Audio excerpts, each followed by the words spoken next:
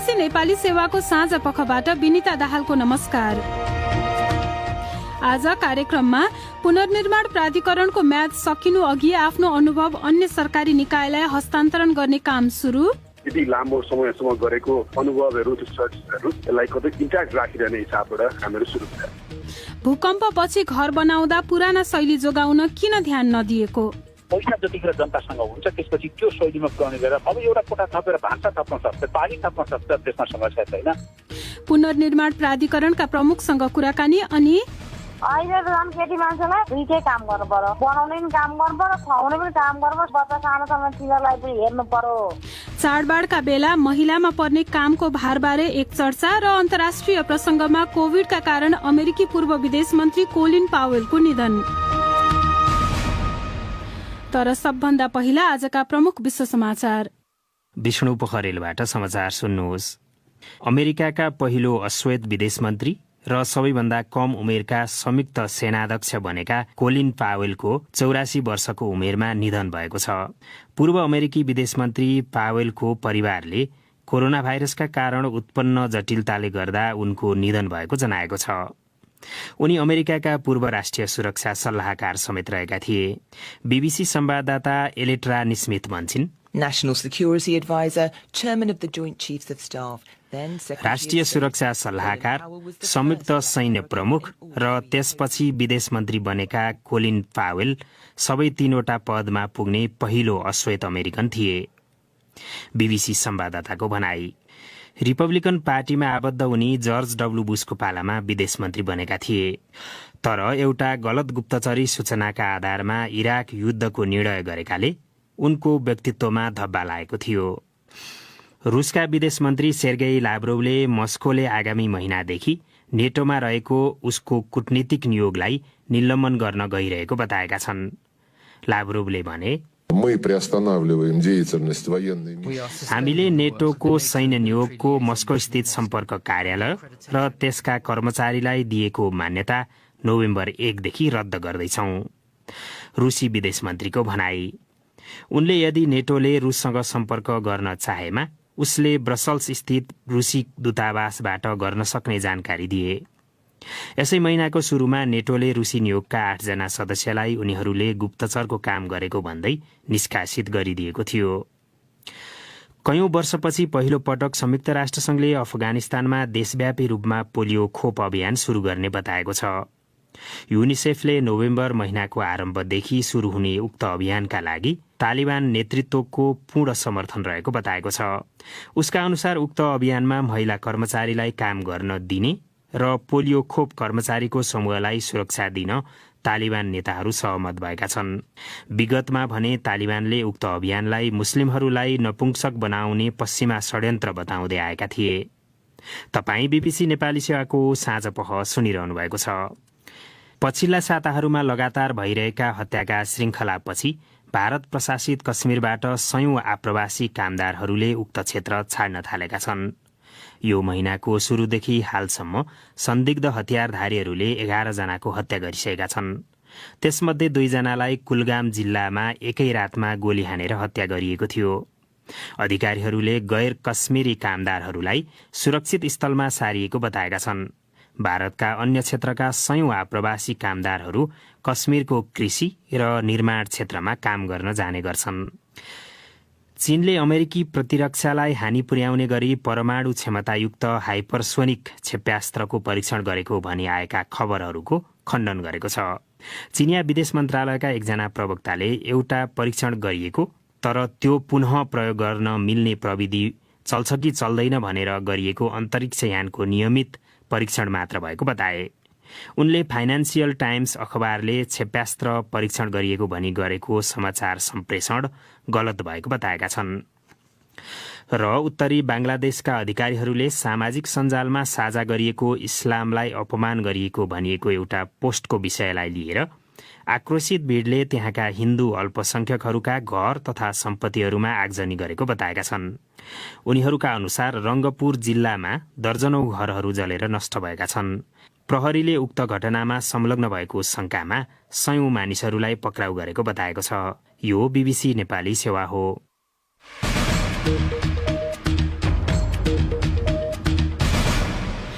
साँझ पखमा यहाँलाई स्वागत छ। भूकम्प पछिको पुनर्निर्माणमा 6 वर्षसम्म बटुलेका अनुभव र ज्ञान अब दीर्घकालका निम्ति खास गरी विपद जोखिम न्यूनीकरण तथा व्यवस्थापन प्राधिकरणलाई हस्तान्तरण गर्ने काम शुरू भइसकेको अधिकारीहरूले बताएका छन्। विपद पछिका पुनर्निर्माणमा सहायक हुने मापदण्ड लगायत सिप र क्षमता समेत पछिसम्म उपलब्ध होस् भनेर हस्तान्तरण गर्न लागि बताइएको छ। 72 सालको भूकम्पले ध्वस्त संरचना निर्माणको मुख्य जिम्मा सहित सोही वर्ष पुसमा गठित पुनर्निर्माण प्राधिकरणको कार्यावधि आगामी पुस 9 गते सकिँदैछ। सञ्जय ढकालको यो रिपोर्ट सुनौ। आफ्नो 6 वर्षको कार्यकालमा राष्ट्रिय पुनर्निर्माण प्राधिकरणले 80% भन्दा धेरै निजी आवास तथा करिब 90% हाराहारीमा भत्किएका स्कूल तथा सरकारी भवनको पुनर्निर्माणको व्यवस्थापन गरिसकेको जनाएको छ। औसतमा 92% पुनर्निर्माणका काम सम्पन्न भइसकेको उसको भनाइ छ। यस क्रममा प्राधिकरणले विपद व्यवस्थापन तथा पुनर्निर्माणका निम्ति विभिन्न ऐन, नियम, निर्देशिका, नीति तथा कार्यविधि बनाउने वा कार्यान्वयन गर्ने जिम्मा पाएको थियो। अब पुसमा प्राधिकरणको कार्यकाल सकिएपछि यी नीति नियम र जनशक्ति तथा प्राधिकरणको संस्थागत दक्षता र स्मृतिलाई निरन्तर उपयोग गर्न भन्दै सरकारले त्यसलाई अन्य निकायहरूमा हस्तान्तरण गर्न थालिसकेको अधिकारीहरूले बताएका छन्। उक्त हस्तान्तरणका प्रारम्भिक कामहरू शुरू भइसकेको विपद व्यवस्थापन प्राधिकरणका प्रमुख कार्यकारी अधिकृत अनिल पोखरेलले बताएका छन्। उनी भन्छन्, मुख्य गरी झन्डै 8-9 लाख घरहरूको डेटाहरू भयो, यदि लामो समयसम्म गरेको अनुभवहरू, त्यसको ज्ञान, त्यसका जर्नल्सहरू, आर्टिकल्सहरू, रिसर्चहरू, त्यो सबै चिजहरू चाहिँ यसलाई कतै इन्ट्याक्ट राखिरहने हिसाबबाट हामीहरू सुरु गरे। हरेक वर्ष नेपालमा बाढी पहिरो तथा अन्य विपद आइरहने र भूकम्पको जोखिम पनि कायम नै रहेकाले यस्ता ज्ञानको उचित हस्तान्तरण हुनु राम्रो भएको पुनर्निर्माण प्राधिकरणका पूर्व प्रमुख कार्यकारी अधिकृत गोविन्द राज पोखरेलले बताए। घर बनाउने मापदण्ड, मिस्त्रीहरूको मापदण्ड, त्यो मापदण्ड सम्बन्धित मन्त्रालयहरूमा चाहिँ दिनु पर्यो। थुप्रै इन्जिनियरहरू उत्पादन गर्नुभयो, डकर्मी सिकर्मीहरू उत्पादन गर्नुभयो। ती व्यक्तिहरूलाई सिनी तहका सरकारले उपयुक्त प्रक्रिया बनाएर उहाँहरूलाई चाहिँ दिनु पर्यो, ताकि उहाँहरूले हासिल गरेको ज्ञान पनि प्रयोगमा आओस्। पुनर्निर्माणको कुल लागत 630 अर्ब रुपैयाँ आकलन गरिएको थियो। करिब 321 अर्ब रुपैयाँ विदेशी सरकार तथा दात्री निकायबाट सहयोग प्रतिबद्धता आएको थियो। त्यो मध्ये करिब 313 अर्ब रुपैयाँका विभिन्न परियोजनाका सम्झौताहरू नै भइसकेको पुनर्निर्माण प्राधिकरणका प्रमुखले जानकारी दिएका छन्। नेपाल सरकारले उसको आन्तरिक ट्रेजरी मार्फत विदेशी र सरकारी दुवै गरी करिब 469 अर्ब रुपैयाँ परिचालन गर्ने बजेट कार्यक्रमको ढाँचा तय गरिएको थियो। त्यसमध्ये सरकारले मात्रै 279 अर्ब रुपैयाँ पुनर्निर्माणमा परिचालन गर्ने भनिएकोमा हालसम्म 233 अर्ब रुपैयाँ परिचालन भइसकेको बताइएको छ। करिब 11 अर्ब रुपैयाँ यसै वर्षको बजेटमा विनियोजन गरिएको छ भने अब यसै वर्ष थप 17 र अर्को वर्ष 17 अर्ब रुपैयाँ सरकारले विनियोजन गरिदिए पुनर्निर्माणका बाँकी काम फत्ते हुने प्रमुख कार्यकारी अधिकृत गेवालीले बताए। अब पुनर्निर्माण प्राधिकरणले आफूले 6 वर्षमा गरेका उपलब्धिबारे अन्तर्राष्ट्रिय समुदायलाई जानकारी दिने तयारी गरेको छ। आफ्नो कार्यकाल सकिनु अगावै उसले मङ्सिरमा एक अन्तर्राष्ट्रिय सम्मेलन गर्ने जनाएको छ। सञ्जय ढकाल, BBC, काठमाडौँ। यसै सिलसिलामा साथी सञ्जय ढकालले नै राष्ट्रिय पुनर्निर्माण प्राधिकरणका प्रमुख कार्यकारी अधिकृत सुशील गेवालीलाई सम्पर्क गरी मंसिर 21 गतेदेखि 23 गतेसम्म हुन लागेको अन्तर्राष्ट्रिय सम्मेलनको खास उद्देश्य के हो भनेर सोधेका थिए। यसको उद्देश्य भनेको नेपालको पुनर्निर्माणमा हामीले जुन खालको एउटा उपलब्धिहरू हासिल गरेका छौँ र नेपालले जुन खालको अनुभव र सिकाइहरू गरेको छ पुनर्निर्माणमा, त्यो अनुभव र सिकाइलाई अन्तर्राष्ट्रिय समुदायका बीचमा चाहिँ सेयरिङ गर्नलाई, त्यो सिकाइहरूलाई अनुभवहरूलाई चाहिँ आदान प्रदान गर्नको लागि चाहिँ हामीले यो चाहिँ आयोजना गरेका हौँ। यसले नेपालले अन्तर्राष्ट्रिय समुदायबाट हामीले चाहिँ भूकम्पको लगत्तै पछाडि 72 साल असारमा चाहिँ हामीले चाहिँ अन्तर्राष्ट्रिय सम्मेलन गरेका थियौँ र अन्तर्राष्ट्रिय समुदायलाई सहयोग गर्नको लागि आह्वान गरेका थियौँ। त्यो आह्वान अनुसार 410 अरब बराबरको रकम चाहिँ उपलब्ध गर्न चाहिँ अन्तर्राष्ट्रिय समुदायबाट चाहिँ त्यसको प्रतिबद्धता व्यक्त भएको थियो। तर वास्तवमा त्यो रकम पछि काउन्ट गर्दाखेरि एक्चुअलमा 323 अरब बराबरको रकम रहेको हामीले भेरिफाई गर्यौँ र त्यो जुन रकम छ त्यो हाम्रो चाहिँ अन्तर्राष्ट्रिय समुदायबाट प्राप्त भयो र त्यो प्राप्त भएको रकमका आधारमा चाहिँ नेपाली पुनर्निर्माणको राम्रोसँग काम भयो। त्यसलाई चाहिँ सेयरिङ गर्नको लागि जुन खालको हामीले अनुभव चाहिँ हासिल गर्यौँ त्यो कुरा चाहिँ गर्नको लागि चाहिँ गरेका हौँ। साथसाथै पुनर्निर्माणको काम चाहिँ हामीले एक हदसम्म त्यसलाई सम्पन्नको अवस्थामा पुर्यायौँ। अब सारा मुलुकलाई नै विपद जोखिमबाट सुरक्षित नेपाल निर्माण गर्नुपर्छ भन्ने त्यसको दृष्टिकोण अगाडि सारी प्राधिकरणको निर्देशक समितिको बैठकले, विपद व्यवस्थापन प्राधिकरणको पनि चाहिँ परिषदको बैठकले सामान्य प्रधानमन्त्रीको अध्यक्षतामा रहेको र त्यस्तै गरेर नेपाल सरकारले यो आर्थिक वर्षको बजेट तथा कार्यक्रममा समेत पनि चाहिँ राखेको छ यो कार्यक्रम।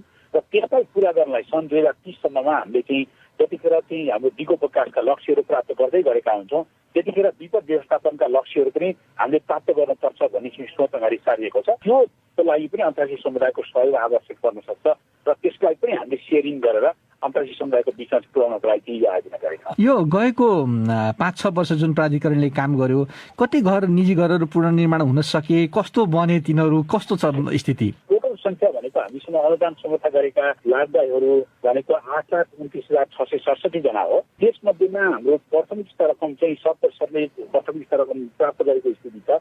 91% त दोस्रो स्तर रकम लैसक्नु भएको अवस्था छ भने 85% तेस्रो स्तर रकम लैसकेको अवस्था छ। यसरी हेर्दाखेरि हाम्रो चाहिँ पुनर्निर्माण चाहिँ करिब 92% चाहिँ काम चाहिँ हामी सफलता हुने अवस्थामा पुर्यायो। 92% भन्नुभयो। अब पुसको 9 गते अहिलेको हिसाबबाट प्राधिकरणको काम सिद्धिन्छ, कार्यविधि सिद्धिन्छ, त्यसपछि चाहिँ यी कामहरू बाँकी रहेका रहल पहल कामहरू कसले गर्छ?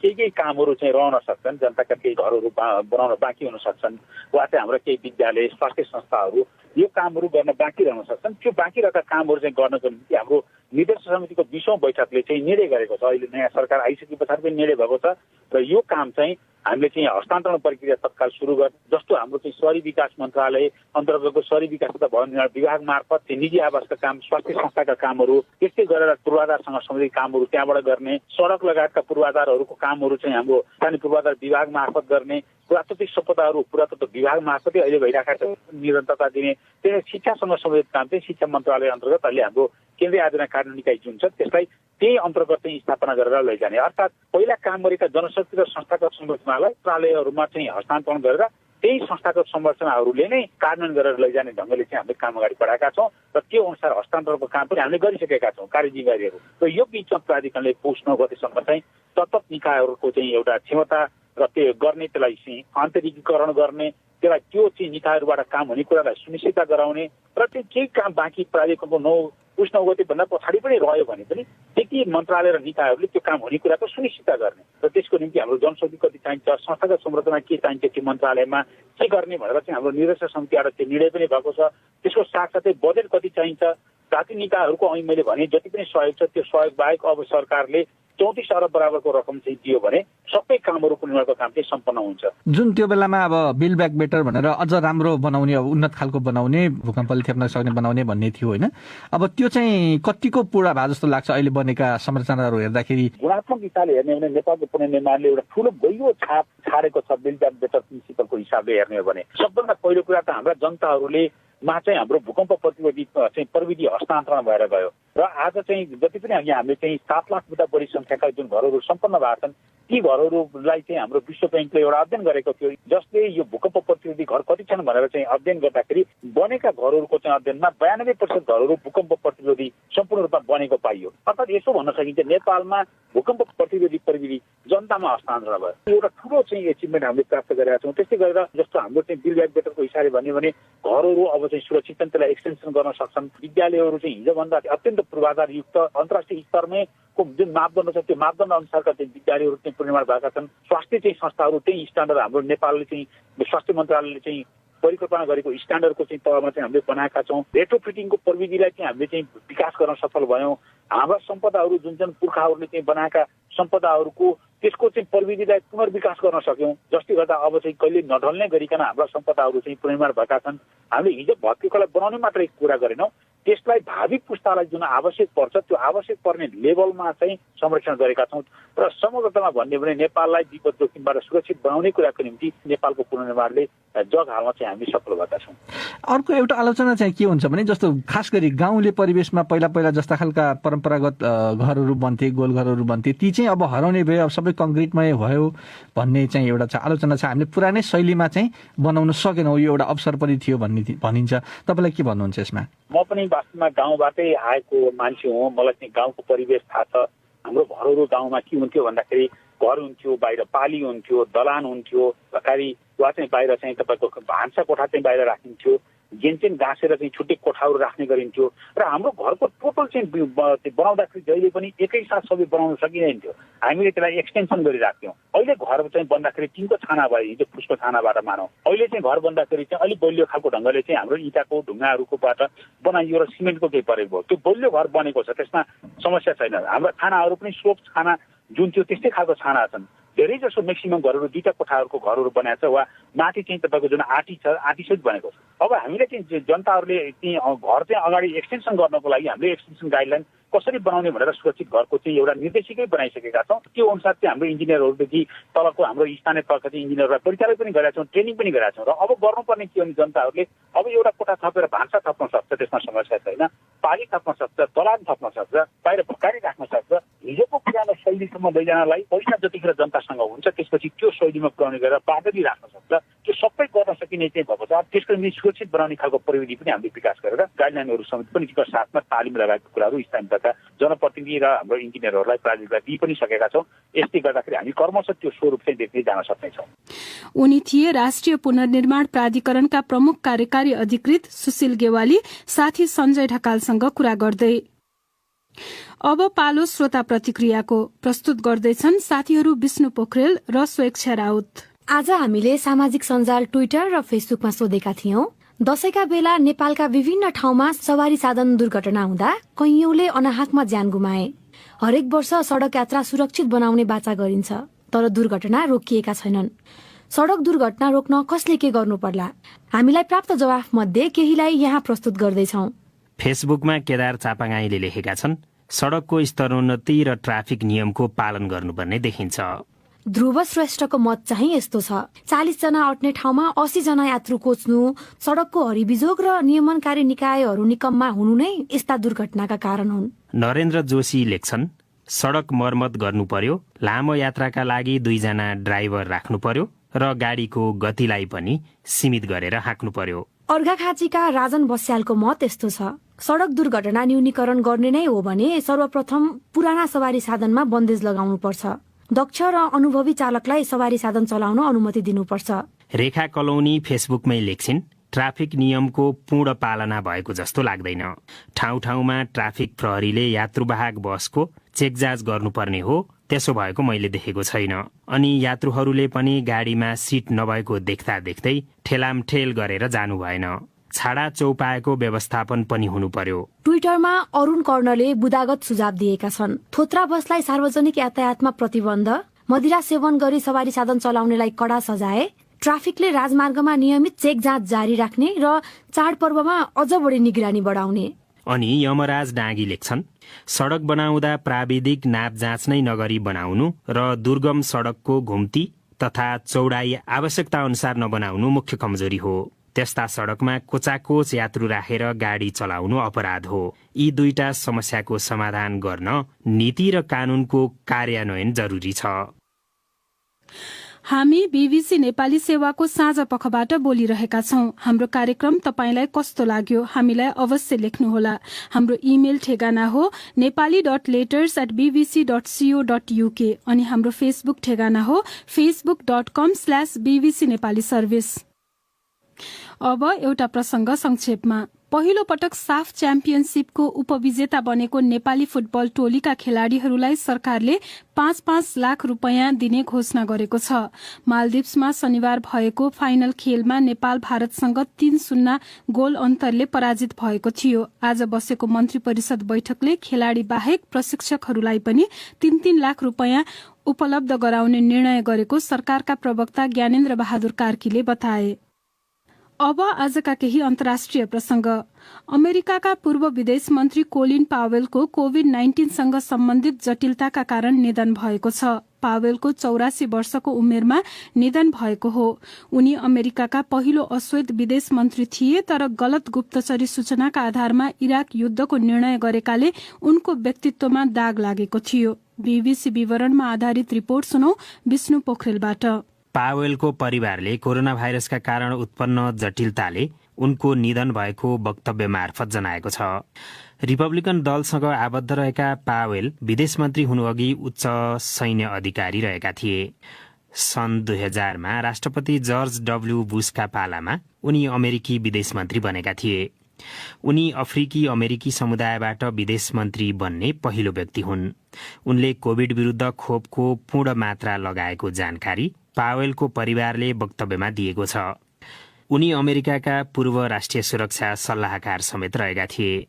उनको लोकप्रियताका कारण उनी अमेरिकाको पहिलो अश्वेत राष्ट्रपतिको दावेदार बन्ने ठानिएको थियो। तर एउटा गलत गुप्तचरी सूचनाका आधारमा जबरजस्ती इराक युद्धको निर्णय गरेकाले उनको व्यक्तित्वमा धब्बा लागेको थियो। सन् 1951मा नेपालसँग कूटनीतिक सम्बन्ध कायम गरेको संयुक्त राज्य अमेरिकाका तर्फबाट पदमा रहेकै बेला नेपालको भ्रमण गर्ने उनी एकमात्र अमेरिकी विदेश मन्त्री हुन्। माओवादी सशस्त्र द्वन्द्व उत्कर्षमा रहँदा सन् 2002 को जनवरी 18मा उनी नेपाल भ्रमणमा आएका थिए। उनले त्यसबेला तत्कालीन राजा ज्ञानेन्द्र तथा प्रधानमन्त्री शेरबहादुर देउवा सहित उच्च पदस्थ अधिकारीहरूसँग भेटघाट गरेका थिए। म्यानमारमा देशको शासन सत्ता सेनाले लिने कदमको विरोध गर्दा पक्राउ परेका 5,500 भन्दा बढ़ी मानिसलाई मुक्त गर्ने घोषणा सैन्य सरकारले गरेको छ। गत फेब्रुअरीमा निर्वाचित सरकारलाई अपदस्थ गर्दै सेनाले सत्ता हातमा लिएपछि रक्तपातपूर्ण विरोध प्रदर्शनहरू भएका थिए। त्यस क्रममा हजारौं मानिसहरू पक्राउ परेका थिए भने सयौं जनाको ज्यान गएको थियो। बीबीसी विवरणमा आधारित रिपोर्ट सुनौ स्वेच्छा राउतबाट। म्यानमारका सैन्य नेता जनरल मिन ओङ हलाइङले मानवीय कारणले 5,636 बन्दीलाई रिहा गरिने बताएका छन्। सेना प्रमुखलाई राजनीतिक संकट अन्त्य गर्नका लागि पर्याप्त कदम नचालेको भन्दै एउटा वार्षिक क्षेत्रीय सम्मेलनमा आमन्त्रण नगर्ने निर्णय गरिएको केही दिनमा नै यस्तो घोषणा भएको हो। दक्षिण पूर्वी एसियाली देशहरूको संगठन आसियानले जेनरल मिन ओङ हलाइङको सट्टा म्यानमारबाट एकजना गैर राजनीतिक व्यक्तिलाई निम्तो गर्ने निर्णय गरेको थियो। एउटा निगरानी समूहका अनुसार म्यानमारमा आङ सान सुचीलाई सत्ताबाट हटाइएपछि गरिएको दमनका क्रममा कम्तीमा 1,178 जनाको मृत्यु भएको छ भने 7,000 भन्दा बढ़ीलाई पक्राउ गर्ने र अभियोग लगाउने तथा सजाय दिने कार्य भएको छ। सेना प्रमुख मिन ओङ हलाइङले अक्टोबर महिनाको अन्त्यतिर पर्ने एउटा महत्वपूर्ण बौद्ध पर्वलाई ध्यान दिएर उनीहरूलाई रिहा गरिन लागेको बताए। टेलिभिजनमा बोल्दै सेना प्रमुखले सैन्य नेताहरू शान्ति र लोकतन्त्रका निम्ति प्रतिबद्ध भएको बताए। उनले उनको सरकारले प्रजातन्त्र पुनर्स्थापना गर्नका लागि 5 चरणको योजना बनाएको बताए। अब देशभित्रकै प्रसंग। अहिले देशका अधिकांश भूभागमा बदली भई कतिपय स्थानमा हल्कादेखि मध्यमसम्म वर्षा भइरहेको मौसम पूर्वानुमान महाशाखाले जनाएको छ। बंगालको खाड़ी र मध्य भारतमा रहेका न्यून चापिए एवं पश्चिमी वायु प्रणालीको संयुक्त प्रभाव अहिले नेपालमा देखिएको महाशाखाले जनाएको हो। यो क्रम पर्सि बुधबारसम्म जारी रहन सक्ने महाशाखाको पूर्वानुमान छ। सुनौ एउटा रिपोर्ट। महाशाखाका अनुसार पश्चिमी उच्च पहाड़ी तथा हिमाली भूभागका थोरै स्थानमा हल्कादेखि मध्यम र बाँकी हिमाली भूभागका थोरै स्थानमा हल्का हिमपातको समेत सम्भावना छ। भोलि पनि देशभरि मौसम आजकै जस्तो हुने महाशाखाको पूर्वानुमान छ। पर्सि बुधबार भने प्रदेश नम्बर 1, 2, बागमती, गण्डकी, लुम्बिनी प्रदेशका धेरै स्थानमा र बाँकी प्रदेशका थोरै स्थानमा मेघ गर्जन र चट्याङ सहित हल्कादेखि मध्यम वर्षाको सम्भावना रहेको महाशाखाले जनाएको छ। महाशाखाका अनुसार प्रदेश नम्बर 1, 2, बागमती, गण्डकी र लुम्बिनी प्रदेशका थोरै स्थानमा ठूलो वर्षाको समेत सम्भावना रहेको छ। महाशाखा स्थित मौसमविद मन्जु बासीले साथी गनी अन्सारीसँगको कुराकानीमा भनिन्, जुन अहिले नेपालमा प्रभावित गर्ने यो प्रणालीहरू छन् यसले चाहिँ बुधबारसम्म चाहिँ नेपालमा असर गर्छ र बिहिबार हुँदै यो क्रमिक रूपमा सुधार हुने देखिएको छ अहिलेसम्मको विश्लेषण अनुसार। मौसमविद बासीका अनुसार यो वर्ष पूर्वानुमान भन्दा केही दिन ढिलो गरी अक्टोबर 8 तारिखमा नेपालबाट मनसुन बाहिरिएको छ। खास गरी पाकिसकेर काट्न तयार भएका धानलाई अहिलेको पानीले असर पार्न सक्ने भन्दै किसानहरूले चिन्ता व्यक्त गरिरहेका छन्। कृषि विभाग स्थित वरिष्ठ कृषि अर्थविद महादेव प्रसाद पौडेल पनि पाकेको धानलाई अहिलेको पानीले केही हदसम्म हानि पुर्याउन सक्ने बताउँछन्। चामलको गुणस्तर राम्रो हुँदैन एउटा कुरो। अलिकति लामो चाहिँ समय भयो भनेदेखि बोटमै उम्रन सक्ने अथवा काटेको ठाउँमै उम्रन सक्ने चाहिँ सम्भावना रहन्छ। अर्को कुरो परालको पनि असाध्यै महत्व हुन्छ। पराल चाहिँ नष्ट हुने सम्भावना रहन्छ। डडेलधुरा, डोटी र छेउछाउका क्षेत्रमा अहिले ठूलो वर्षा भएको तथा थप पानी पर्ने पूर्वानुमान रहेकोले रंगुन नदी तथा सो क्षेत्रका अन्य ससाना नदीमा बाढ़ी आउन सक्ने भन्दै तटीय क्षेत्रहरूमा उच्च सतर्कता अपनाउन बाढ़ी पूर्वानुमान महाशाखाले अपील गरेको छ। त्यसैगरी बिदाको मौका पारेर अहिले धेरैले घुमफिर गर्ने भएको हुँदा सुरक्षा सतर्कता अपनाउन मौसम पूर्वानुमान महाशाखाले आग्रह समेत गरेको छ। अब आजको अन्तिम प्रसंग। चाडपर्व पुरुषका लागि बिदा मनाउने, थकाई मार्ने समय भए पनि महिलालाई भने घरको कामले फुर्सद नपाउने अवस्था यथावत रहेको नयाँ पुराना दुवै पुस्ताका महिलाहरूले बताएका छन्। चाडपर्वमा थरीथरीका परिकार पकाउनु पर्ने, पाहुना पाछाको स्वागत सत्कार, पूजापाठ र अन्य संस्कार लगायत जिम्मेवारी महिलाको पोल्टामा रहने भएकाले चाडपर्व झन बोजिलो लाग्ने उनीहरूको अनुभव छ। खास गरी कामकाजी महिलाहरू दोहोरो मारमा पर्नु परेको दुखेसो सुनाउँछन् भन्छन् मतिना त्वानाबासु आफ्नो यो रिपोर्टमा। 82 वर्षकी रामेश्वरी सकेका बेला चाडपर्वमा आफू खटेको सम्झेर आफ्ना दुखेका गोडाहरू सुमसुम्याउँछिन्। धानको बोरा बोकेर मिलमा जाने, कमेरो माटो भिजाएर घरका भित्ता रंगाउने, 6 सन्तानको दिनभरि लुगा धुने, पर्वकै दिन रातैमा उठेर पूजा पाठ गर्ने, सबै सम्झँदै उनी आफ्नो जिम्मेवारीको बयान सुनाउँछिन्। उमेरले 52 पुगेकी मायादेवी उप्रेतीको अनुभव पनि 82 वर्षीय रामेश्वरीको भन्दा फरक छैन। चामल कुट्नु पर्यो, लुगा धुनु पर्यो, बढार खुवार गर्नु पर्यो, वरिपरि झारसार आएको छ सबै उखेर घर सफा गर्नु पर्यो। सबै त केटी मान्छेले पर्थ्यो क्या। अब मर मसला जुटाउनदेखि लिएर सबै केटी मान्छेकै काम हुन्थ्यो दसैँ लागेको। केटा मान्छेको त कपडाहरू ल्याइदिने, खानाहरू जुटाइदिने मात्रै हुन्थ्यो। घरको काम जुन जति गरे पनि देखिँदैन, पैसा पनि आउँदैन। त्यस्तो कामको बोझ महिलाले बोक्नुपर्ने संस्कार विभेदी हो भन्ने हेक्का राख्ने महिलाहरू पनि कम थिए र त्यस विरुद्ध बोल्न सक्ने पनि कम थिए भन्दै विभेदको पनि पुस्तान्तरण हुँदै आएको भन्छन् सरिता मुलेपति। बोल्ने हिम्मत पनि हुनुपर्ने रहेछ। एउटामै म अलि त्यसै खुलेर बोल्न सकेको भए सायद त्यो डोमिनेट अलि हुन्थेन होला। बोल्ने खै उमेर पनि कमै भएर हो कि जे भने हस् भने त्यसमा कुनै जवाब दिनै सक्ने क्षमता थिएन। भित्रभित्र त हुन्थ्यो के गरौँ भन्ने चाहना हुन्न पनि चाहना बेचेरै बस्नु पर्थ्यो। आफ्ना दाजुभाइ दशैं तिहारमा चंगा उडाउन घुम्न व्यस्त हुँदा सलिना कार्की आमा र भाउजूसँग भान्सामा व्यस्त हुन्छन्।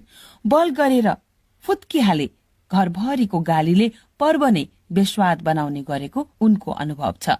दुधे बालक हुर्काइरहेका आमाहरूको पीडा त झन् कष्टकर छ। दोहोरो तेहोरो जिम्मेवारीले रमाइलो भन्दा पिरलो बढी हुने आस्था न्यौपाने सुनाउँछिन्। बच्चा भएपछि चाहिँ गाह्रो भयो मलाई। ल यो गर है भनेर हुन्छ, उसको खाने टाइम भइरहेको हुन्छ अनि त्यो कस्तो उसको टाइम टेबल बिग्रेको जस्तो हुने, झन् इरिटेट भइदिने। अनि त्यो आफूलाई पनि एउटा टेन्सन हुने क्या, मेन्टल्ली पनि। न बच्चालाई थाहा छैन, फिजिकल्ली पनि हुने मेन्टल्ली पनि हुने क्या। पुस्ता परिवर्तन भयो, सुविधा बढ्यो, काम गर्ने तरिका परिवर्तन भयो, तर जिम्मेवारीको भार उस्तै र कतिपय अवस्थामा नयाँ पुस्तालाई त्यो भन्दा बढी भयो भन्छन् मायादेवी उप्रेती। केटा मान्छे त के हुन्छ, आउने पाहुना छन् भने गफ गर्छन्, बस्छन्, चिया लगिदिनु पर्यो, त्यही टिका लगाइदिन्छन्, त्यति हो सब केटी मान्छे काम हुन्छ। अहिले त झन् केटी मान्छेलाई ओभरलोड छ, दुईटै काम गर्नु पर्यो, बनाउने पनि काम गर्नु पर्यो, खुवाउने पनि काम गर्नु पर्यो, सबै त केटी मान्छे। अझ बच्चा सानो सानो तिनीहरूलाई पनि हेर्नु पर्यो। लुगा धुने काम मेसिनले गरे पनि बाल बच्चालाई गृह कार्य गर्न सघाउने, लुगा फाटो किनिदिने लगायतका बाँकी सबै कामको जिम्मेवारीमा खासै परिवर्तन नभएको ममता श्रेष्ठ बताउँछिन्। संयुक्त परिवार हुनेलाई चाडबाड थप बोजिलो हुने उनको अनुभव छ। सिंगल फ्यामिली हुनेलाई चाहिँ अलिक सजिलो होला। अब जोइन्ट फ्यामिलीमा बस्दाखेरि एकजनाले हुन्छ भने नि अर्कोले हुन्न भनिहाल्छ अनि त्यो गर्न परिहाल्छ। त्यो लोड चाहिँ त्यस्तै नै हो जस्तो लाग्छ मलाई चाहिँ। चाडपर्व पुरुषको लागि रमाइलो गर्ने, अतिरिक्त पुस्तकहरू पढ्ने, घुम्ने अवसर जस्तो भने त्यही चाडपर्व महिलाका लागि भार, अलि बढी बोझ जस्तो हुने परिपाटी परिवर्तन हुन आवश्यक छ भन्छन् जानकारहरू। मतिना त्वानाबासु, बीबीसी काठमाडौँ।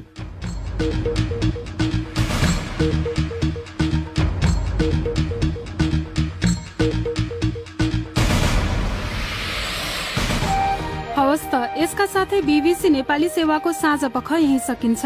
भोलि बिहान 7:15 बजेसम्मका लागि हामी सबैलाई बिदा दिनुहोस्। नमस्कार।